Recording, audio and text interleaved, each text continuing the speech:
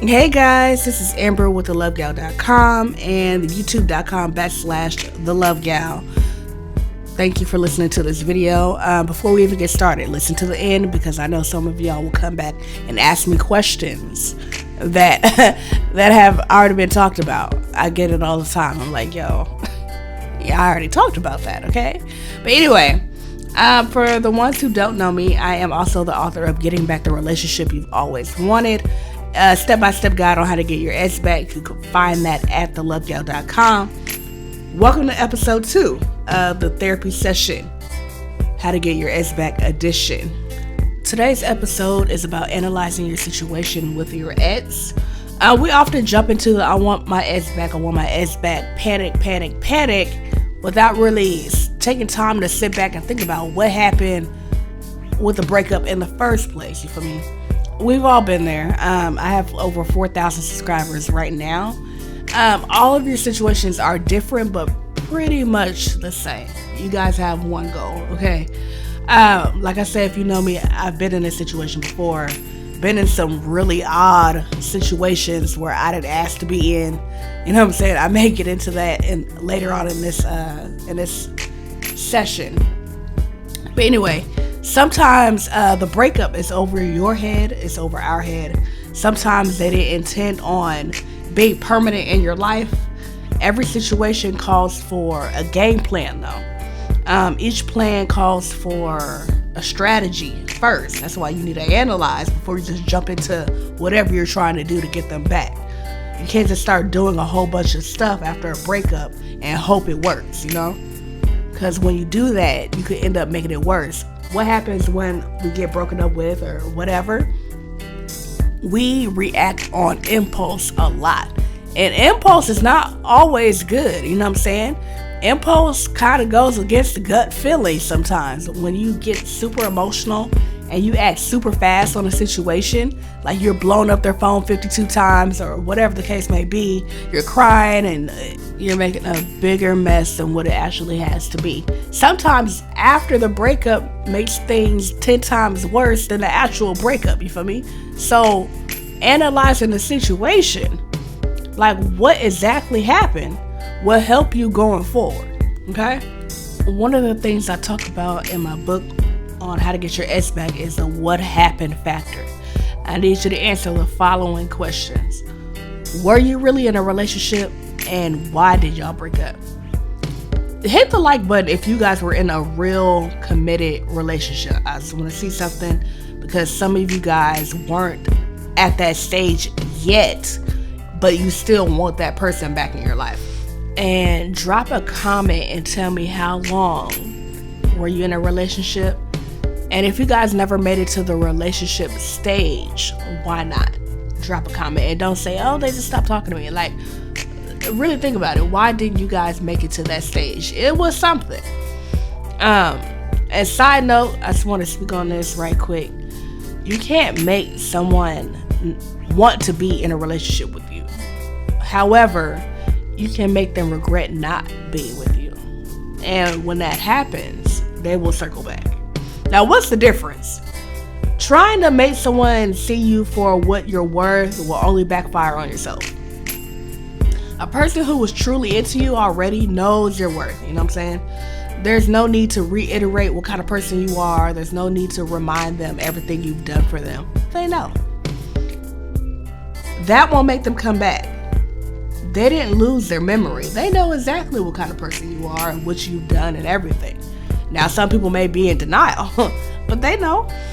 You can make them regret not being with you anymore by finding your own smile, doing well without them, giving yourself a slight makeover, etc. You can make them circle back by showing that you're doing just fine without them. But as far as like really, being overly emotional and be like, I'm this, I've done this, what about the bond we had, blah, blah, blah. Clearly that's out the window because they left. You know what I'm saying? So the only way to make them circle back is to make them regret. Like, dang, they're doing good. Dang, they look good. Dang, well, maybe I was wrong. You know what I'm saying?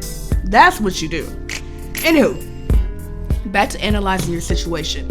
This is key because it determines your starting point. If you guys were never in a committed relationship, then you can't give them committed relationship effort. You know what I'm saying? You can't come out of nowhere and wash their drawers. You're talking about, you remember when I used to do this for you and all that? No. If you weren't in a committed relationship, then you give them not a committed relationship energy. You know what I'm saying? I'll use myself as an example in a later session. So make sure you subscribe, okay?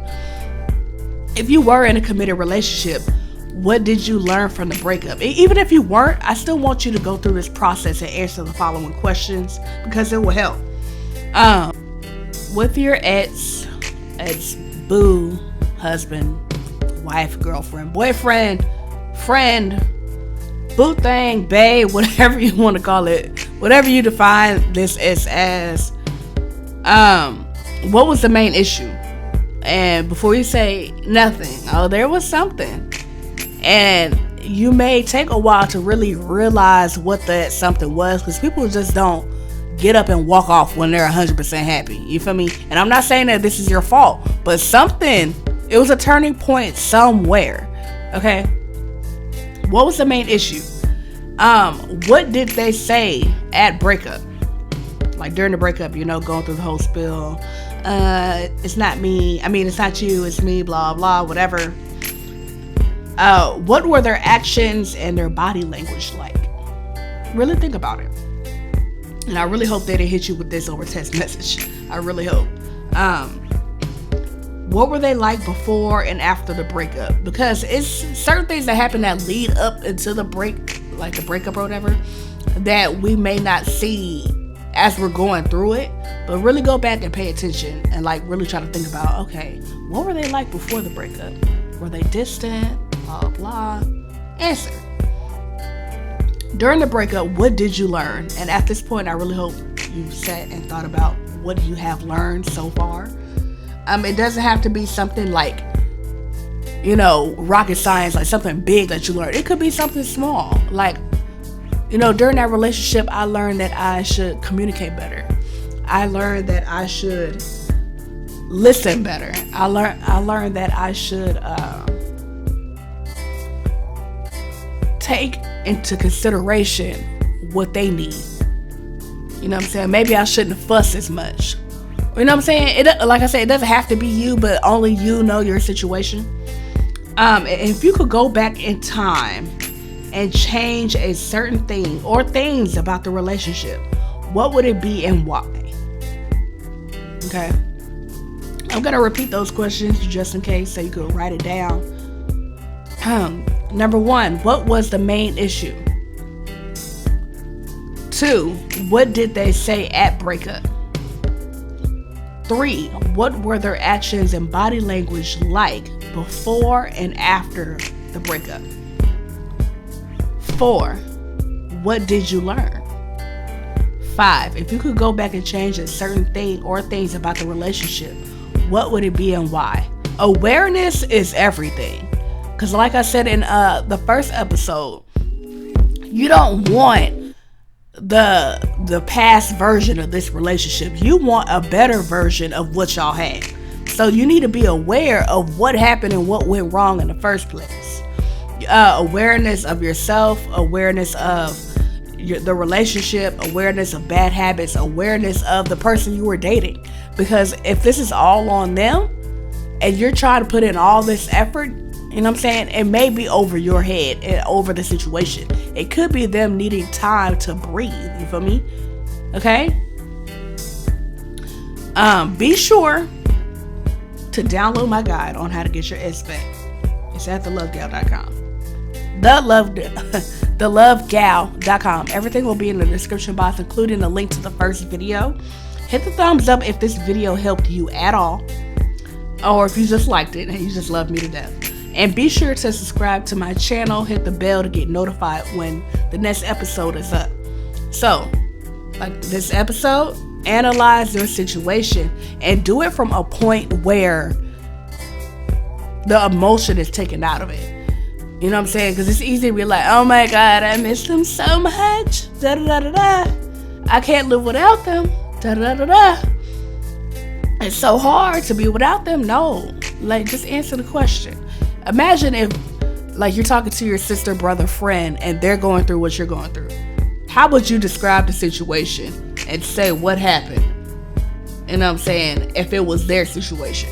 Take all emotion out of it. Emotion will have you on some stuff and it will complicate things for no reason. Okay? I am Amber with thelovegal.com. Be sure to stop by my website. Download my step-by-step guide on how to get your ex back today.